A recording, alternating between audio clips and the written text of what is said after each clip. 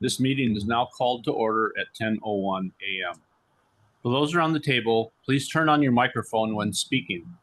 For those participating via Zoom, please state your name when making a comment or asking a question. The MAG public comment process allows members of the public to comment on items that fall under MAG's jurisdiction.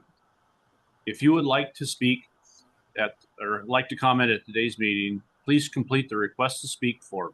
MAG staff can assist with any questions you may have. If you parked in the garage, the validation stamp is available on the counter. If you purchased a transit ticket to come to the meeting, please see staff for a ticket. Hearing assisted devices are available for MAG staff. We will now begin the meeting with a roll call of all members. Thank you, Mr. Chair. I'll go down the list and please unmute and indicate if you are present. Ted Wolf. Present. Thank you. Audra Merrick. Raj Thadam. John Willett. CJ DiMaggio. Present. Thank you. Hal Marin. Present. Thank you. Hezekias Rocha. Present. Thank you. Jorge Gastelum. Andy Smith. Present. Oh, thank you. Sorry about that. Andy Whistler is proxy for David Janover. Present. Thank you. Nathan Williams is proxy for Jason Hafner. Present. Thank you. Purab Adabala. Present. Thank you. Eric Sisek is proxy for Steve Sinto. Present. Thank you. Sandra Gomez is proxy for Amanda Nelson. Present. Thank you. Keith Dranowski. Keith Brown. Present. Thank you. Stephen Wilcox. Present. Chair, thank you. Eric Guderian. Present. Thank you. Sam Kayat as proxy for Shar Johnson. Present. Thank you. Brianna Velez. Christopher Wanamaker. Present. Thank you. Mohammed Youssef. Present. Thank you. Greg Davies as proxy for Nathan Domi. Present. Thank you. Karan Gutapalli as proxy for Eric Boyles. Present. Thank you. Shelley Seiler. Present. Thank you. Chris Hamilton. Trevor Collin. Here. Thank you. Herschel Workman. Grant Anderson. Here. Thank you. Chair, we have quorum. Thank you. Our next item is call to the audience. This is the opportunity for the public to comment on items that fall under MAG's jurisdiction that are not on the agenda, informational items, or items on the agenda for discussion and not for action. 15 minutes will be provided for the call to the audience unless the chair requests an exception to this limit. I have received no requests to speak for the call to the audience. MAG also provides the opportunity for members of the public to submit written comments via the MAG website. Any comments received 2 hours prior to the meeting have been shared with the committee members in advance of the meeting for consideration and will be included in the formal meeting minutes. Staff, have we received any online written comments for the call to the audience? Thank you, Chair. We've received no online written comments. Thank you. Go to item number 3, the MAG staff report. This item is on the agenda for information and will be presented by Patrick Stone, MAG Deputy Transportation Director of Programming. Thank you, Chair Wilcox, members of the Transportation Review Committee. Pleasure to present a somewhat abbreviated report today. Next slide, please. And one more. So I wanted to note, unfortunately, Ms. Velez is not here, but Brianna Velez, Street Transportation Director for the City of Phoenix, joined the Transportation Review Committee at the end of last month. Next, please. Also want to flag for member agencies, call for projects, the PM10 certified street sweepers, the call went out. The applications are due today at noon. So if you do have a sweeper request, please get those in ASAP. Next slide, please.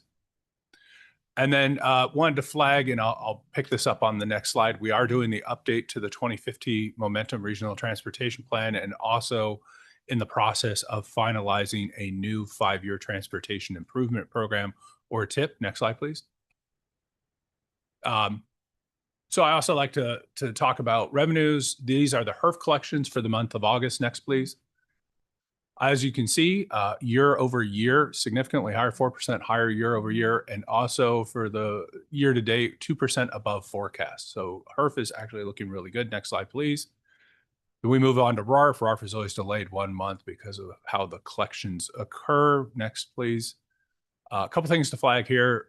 Year over year, RARF is almost 7% over last year's collections, and always kind of a shout out to our partners at the Arizona Department of Transportation, their financial management services staff. As you can see, pretty much spot on the forecast, off by just pennies, if you will. Next slide, please.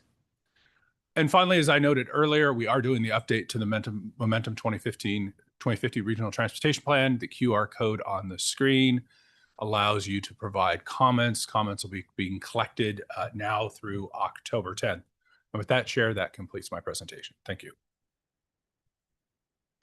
Thank you, Patrick. We'll move to item 4, informational items. Item 4 is for information items. There are no informational items today. So we'll proceed to agenda item 5, approval of the consent agenda.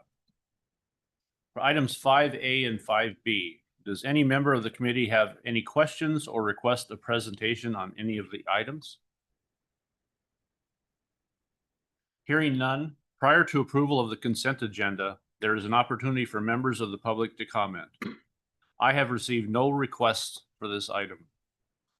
Staff, have we received any online written comments for this item? Thank you, Mr. Chair. We've received no online written comments for this agenda item. Thank you. Is there a motion to approve agenda items 5A and 5B? So moved, Chair. Thank you, Trevor. We have a motion from Trevor. Can we get a second on the motion, please?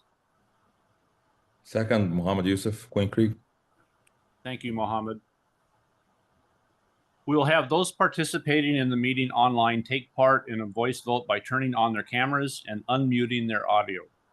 We need to see pictures of everyone to participate in the voice vote. For those who cannot or do not want to turn on their cameras, staff will conduct a roll call vote. Staff will only call on those virtual participants who did not turn on their cameras. Members, please leave your cameras on until after the roll call vote so that staff can count the people's names whose cameras are not on. Can I have a voice vote of those in the room and those online? Those in favor say aye. Aye. Those opposed say nay. Members, please leave your cameras on. Staff, can you take a roll call vote of the members participating virtually who did not turn on their cameras? Yes, thank you, Mr. Chair. May we have a vote from Member Hezekias? Aye. Member Davies? Aye. Member Brown? Member Aye. Nelson? Oh, thank you. And Member Nelson? Aye. Thank you. Chair, the motion passes. Thank you. We'll move to item number 6, Proposition 479, Arterial Life Cycle Program Project Change Process Overview. This item is on the agenda for information and discussion and will be presented by Patrick Stone, MAG Deputy Transportation Director of Programming. Thank you, Chair Wilcox, members of the Transportation Review Committee. Kind of an unusual item today. This will actually go hand in hand with agenda item 6, which is actually the update to the Proposition 479 Arterial Life Cycle Program. Because of the updates we're bringing through, I thought it prudent to actually bring this particular agenda item through. And what this really is it's just in what it says. It's an overview of the project change process to allow member agencies to update their arterial life cycle program. There we go. I'll first start with the background. All things that we do revolve around the Regional Strategic Transportation Infrastructure Investment Plan, or the RSTIP. Last approved by Regional Council in June of 2021, then updated in September of 23 to reflect changes with enabling legislation. And really, it is the hallmark. It is where the ALCP exists. So this iteration of the ALCP is an integral component of the RSTIP. Here you can see the cover of the ALCP. It is the financial management tool for the arterial street component of the RSTIP. It's guided by policies and procedures approved by Regional Council in March. And included in the ALCP, and this will be more of a talking point coming up, 117 projects, 91 of those are funded, and an additional 26 are in the unfunded phases, phase 5 after 2047. So this is the critical piece, the project change process. The ALCP policies and procedures, specifically Section 220, it outlines the process for member agencies to request scope changes or propose substitute projects to those projects already in the ALCP. The process requires member agencies to use the project change tool, and they present those results to the street committee, which was done earlier this month. So overview of the change tool itself, what it really intends to do is it summarizes both the existing project and any planned new projects to the ALCP, including the funding requested, as well as a detailed cost estimate and schedule. As noted earlier, requires use of the ALCP project change tool, and member agencies do present that request at the street committee, outlining why they're requesting the change, also reviewing the results of the tool and that there is alignment with the policies and procedures. How are those projects evaluated? We actually have 14 factors that factor into the evaluation, 11 quantitative and 3 qualitative criteria. Here you can see the criteria on the screen. The 11 quantitative actually align with the RSTIP. Those were the criteria used when the original projects were included in the ALCP. And then you see an additional 3 qualitative factors that allow member agencies to tell the story of their project. And with that, Chair Wilcox, members of the Transportation Review Committee, very quick presentation, but hopefully setting the table for the next agenda item. And with that, I conclude my presentation. Happy to take any questions. Thank you. Thank you, Patrick. Do any members have any questions or comments? Hearing none, we'll move to item 7, update to the Proposition 479 Arterial Life Cycle Program. This item is on the agenda for action and will also be presented by Patrick Stone, MAG Deputy Transportation Director of Program. Thank you, Chair Wilcox, members of the Transportation Review Committee. Again, pleasure to be up here to present this item. So this is really the outfall of the prior agenda item, and this is a request to update the Proposition 479 Arterial Life Cycle Program. Kind of go through a couple of these slides pretty quick. They kind of tie into the previous one, but as we noted, it is the arterial component of the RSTIP, guided by the policies and procedures approved by Regional Council in March. This first item here is a critical component of the conversation today. Any changes we make to the ALCP have to be fiscally constrained. So that's a hallmark of the program. It's in statute. As we always know, the ALCP in 479 is entirely funded by regional funds, no federal funds included.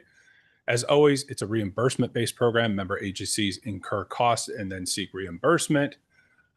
Currently, the current ALCP, the fiscal year 2026 ALCP, is expressed in $2025. And then finally, as noted in previous slides, it was approved by Regional Council in June. So why a mid-year adjustment? If you think to the previous slide, we just approved the ALCP in June this year, but there's really some factors in that decision. First of all, if you think the original listing of projects included in the ALCP was developed in 2019, now 6 years passed. And since then, we've had some things occur. Big one, the impacts of the COVID-19 pandemic. We didn't even know that existed at that time. Also, we know member agencies have seen shifts in development patterns in their communities, and so there may not be alignment between the projects in the ALCP and the needs of the member agency. And really what the process is intended to do and why we did the mid-year adjustment here, it's allowing member agencies to make that pivot to say, hey, we now know based on some other factors, we want to make these shifts. And as I noted, all of the proposed adjustments you will see in the next couple slides are revenue neutral. In other words, and it's a big thing. It's not just programmatically. So we look at the ALCP in a total, but we also look by agency and by fiscal year. So there are no advancements of reimbursements associated with these requests. So the project change tool in and of itself, it was actually made available to member agencies on June 26th. That was right after approval of the ALCP. We did have 3 member agencies submit 10 project-related changes. Those were received by July 15th. And then those changes were reviewed and recommended for approval by Street Committee earlier this month on the 9th. So I wanted to go through the request. Typically, when we do an annual update to the ALCP, we don't get into specifics of project change requests, but these are what's driving this update. So I wanted to give a little bit of space to these requests themselves. First one is from the city of Goodyear. And so they had they've got two projects that they want to make an adjustment with. The first is Yuma Road from Estrella to Litchfield. This is a roadway widening project. And then associated with that project, this is kind of interesting, they also have a bridge project at Bullard Wash. So the agency is requested to take the two existing ALCP projects, and they want to shift the funding to a new project. So this would be a new project to the ALCP, which was on Estrella Parkway, going from Maricopa County 85 to Vineyard Avenue. This would widen the existing roadway out there from 2 to 6 lanes. Of note, the city intends to start construction next year, be completed by 2028. However, the two projects they are substituting are actually phase 2 projects, and therefore the member agency will not be able to seek reimbursement until phase 2. Included on the screen, apologies for the small capture there. This is just the results of the project change tool. So you can see the new project as well as the existing ALCP projects. Moving on, kind of similar to what Goodyear has requested, the city of Peoria also has a request where they are looking to take two existing projects. The first being Thunderbird from 83rd to 67th. Again, it's a roadway widening project, as well as 107th Avenue from Union Hills to Beardsley. Both of these projects, the agency will end up adding to their CIP at a later date and completing with local funds. From that, a little different than the prior one, the project they're looking to shift the funding to actually exists in the Prop 479 ALCP is El Mirage Road from the Loop 303 to Jomax. Of note, for this new arterial roadway segment, this is not only a Prop 479 ALCP project, it is also in the Prop 400 ALCP. And again, you can see the screen capture of the project change tool results. Then we have two requests from the city of Surprise, two individual requests. So the first project here, it's a 1-for-1 shift. So the original project they had was on 163rd Avenue, going from Grand to Jomax. Again, a roadway widening project. The city now intends to complete that with local bond funding. And instead, they're now proposing to add in 155th Avenue from Pinnacle Peak to Happy Valley. This has become a critical project for the city of Surprise based on a study from ADOT and also work done with the Freeway Lifecycle Program. There's going to be an interchange now at State Route 303 and 155th Avenue. This project will then provide additional connectivity to that future planned TI. Again, you can see the results of the project change tool here. And then moving on to the second of the two City of Surprise projects. Again, they have an existing project on Waddell from 175th to Cotton. This roadway widening project will again be completed by local Surprise funds. And instead, kind of similar and in the same geographic area as the prior project, is also the request to add a new project on Pinnacle Peak from 163rd to 155th. That ADOT study I referenced also identified that the completion of Pinnacle Peak Road would be important as far as providing access to both 163rd and 155th Avenues. And again, the project change tool results included as part of the conversation. With that, Chair Wilcox, members of the Transportation Review Committee, you can see the requested action on screen. That concludes my presentation. Happy to take any questions from yourself or members of the committee. Thank you. Thank you, Patrick. Do any members have any questions or comments? This is Andy. I have a question. It's probably more logistical. Is this something that I would vote on or not? It's coming out of the RARF, so I do not believe I would vote. I need some clarification. Chair Wilcox, members of the Transportation Review Committee, Mr. Smith. Yeah, you would still be able to vote on this as a member of the Transportation Review Committee, even if it doesn't necessarily pertain to the town of Florence. Thank you. Any other questions of Patrick? Hearing none. Oh, please go ahead. Question for Patrick and Suzuki is with City of Chandler. I know that this came from the Streets Committee. Were there any comments from Street Committee members related to this project, or were they just approved without any comments?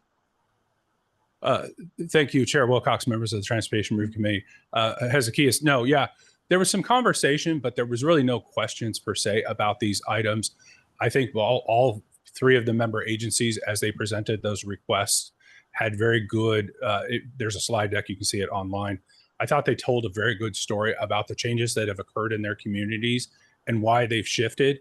I don't think there was any devaluing of the existing projects. It was more an emphasis on, as development patterns have changed, as requests have changed, they needed to shift those funds onto some more of a priority project.